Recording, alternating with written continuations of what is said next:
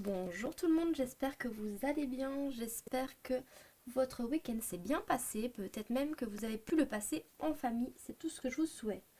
Ici tout va bien, écoutez, on est le dimanche 24 septembre, c'est l'anniversaire de notre fille aînée, donc elle est très contente de fêter son anniversaire. J'ai passé toute la matinée à faire des gâteaux, un pour nous ici en famille et puis deux autres pour aller à l'école demain matin.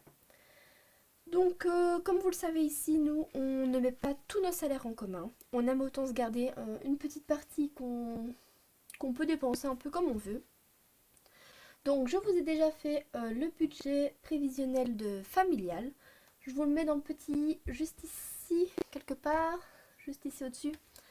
Vous pouvez aller la voir donc après cette vidéo. Ça, c'était le budget familial. Ici, je vous fais mon budget personnel. Alors, comme chaque mois, vous savez, mon salaire, il ne bouge pas beaucoup. Je touche 1 750 euros. D'ailleurs, pour être honnête, c'est, je pense, la dernière fois que je vais vous faire mon budget personnel, puisque justement, il ne change pas beaucoup. Je pense que je vous le ferai uniquement quand il y a des changements à souligner. Sinon, de toute façon, la partie de, de, de ce que je mets dans le pot commun, vous le voyez sur le budget familial. Donc en soi, après mes charges ici ne changent jamais. Donc ce mois-ci, pour le compte en commun, je vais devoir verser 1 150 euros. C'est un mois pour lequel on a énormément de charges au mois d'octobre, donc on a dû un petit peu voir à la hausse la part qu'on met ensemble. Alors l'essence, c'est toujours la même chose, malheureusement 200 euros. Je trouve ça énorme, mais malheureusement je ne sais pas faire moins. Donc pour l'instant c'est comme ça. Alors pour l'orange c'est 57 euros. Je vais quand même vérifier, je vous avoue que... Oui, 57 euros. Pour internet à la maison et mon abonnement téléphonique. Et au niveau du perso, je vais m'accorder 80 euros. C'est honnêtement un montant qui me convient bien. Je trouve que c'est pas mal comme petite dringuée, on va dire, pour mon mois. Donc ce que je vais faire, c'est que je vais mettre une partie sur Vinted. Parce qu'honnêtement, j'ai déjà repéré pas mal de petites choses. J'ai besoin de refaire un peu une garde-robe. Je suis en manque de pantalons, de pulls mi-saison. Donc je pense que je vais mettre une bonne partie au niveau de Vinted et peut-être un petit peu dans mon enveloppe. Alors tout ceci nous met la somme de 1 487 euros. À ça je viens ajouter les 75 euros pour la future voiture. Je vous rappelle que mon conjoint avait exactement la même somme. Et au niveau de mon compte épargne personnelle, 30 euros. Et d'ailleurs à ce sujet,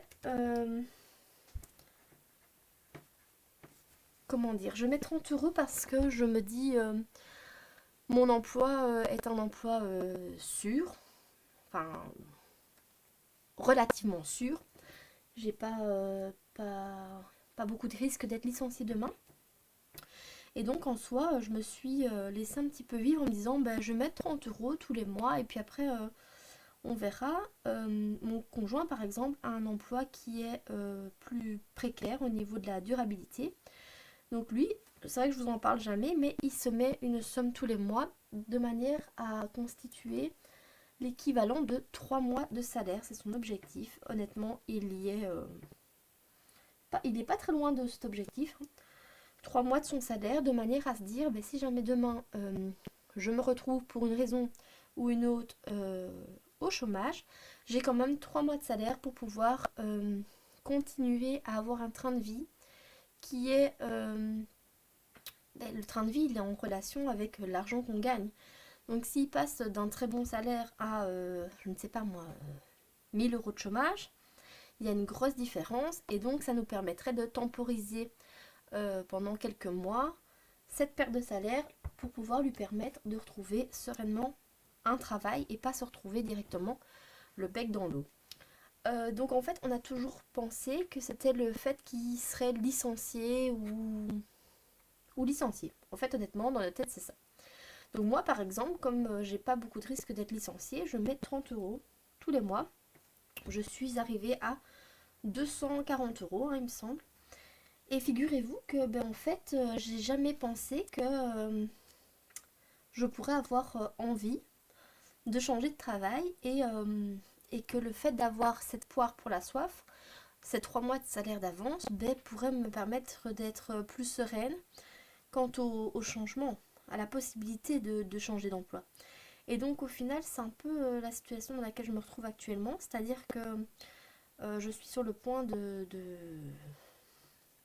enfin, je suis en train de négocier un départ vers un autre employeur.